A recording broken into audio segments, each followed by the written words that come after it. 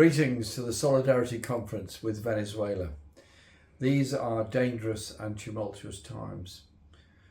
The United States is once again threatening Venezuela.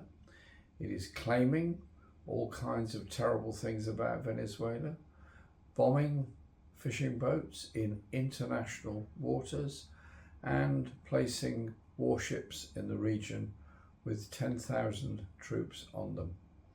They're also threatening Colombia. They're also threatening fishermen off the coast of Trinidad and other areas of the Caribbean.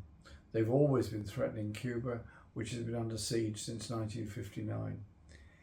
These times have to be understood that the United States has always been almost obsessed with attacking any kind of progressive government in Latin America. They're terrified of the example of education, of housing, of health, and of hope and opportunities for people, and of sharing the resources from the mineral wealth of so many countries. And they're now trying to build bases once again. They tried to build a base in Grenada, which I understand has now been given a veto by the government of Grenada.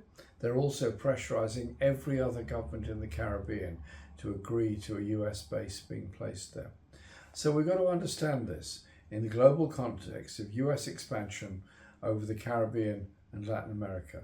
Our solidarity must be with the peoples of Venezuela, of Colombia, of all the Caribbean islands, and of course the people of Cuba, because if we don't, then the US will once again exert its influence, try and impose its governments, and try and impose its commercial strategy on those countries.